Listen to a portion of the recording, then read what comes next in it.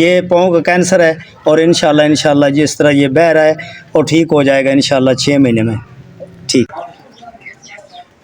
ये ज़िला चिन्नौर से आए हैं, इनको पाँव का कैंसर था। जिस आज से 6 महीने पहले जब ये आए थे तो हमने छोटी सी वीडियो 1 सेकंड की 2 सेकंड की बनाई थी, तो आज ये ठीक हैं, ख़ुद ये बताते हैं।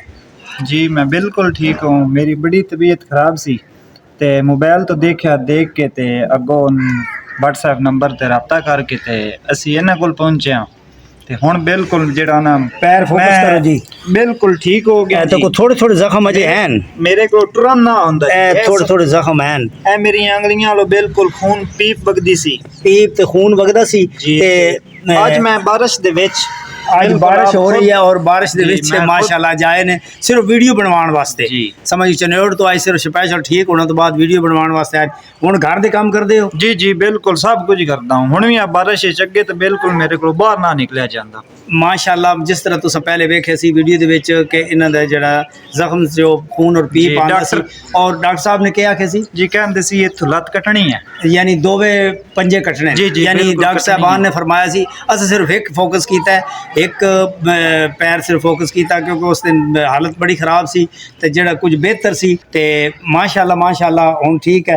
घर दे काम करदे हो? जी बिल्कुल करदा। के फोन नंबर है तुहाडा? 0342 95 80 694।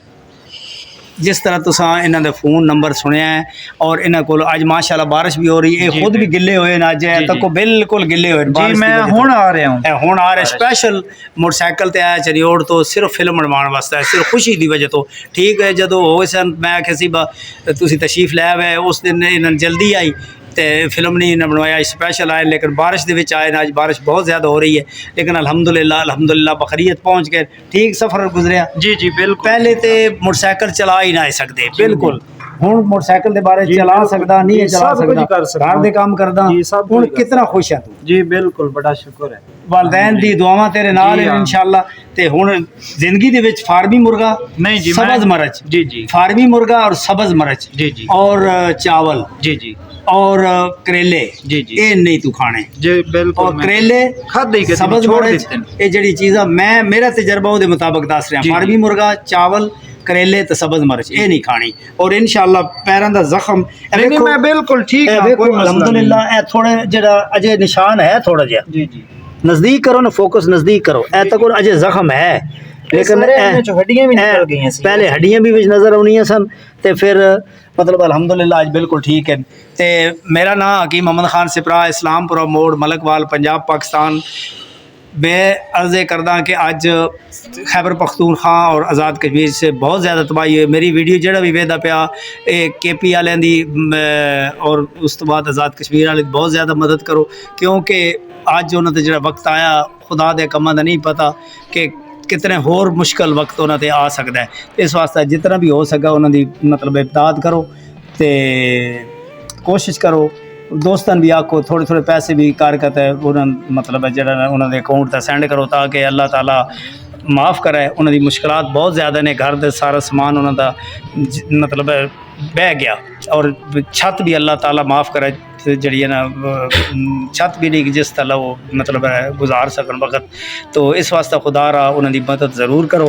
तो इजाज़त चाहते हैं अल्लाह ताला अपने हबीब दे सदका सारे करम फरमाए। तो मेरे अर्ज़ करन दा एक मकसद है कि असी लोग वालदैन दी इज़्ज़त नहीं करते, वालदैन दी इज़्ज़त ना करना ये एक साड़ी सब तो बड़ी बदबख्ती है।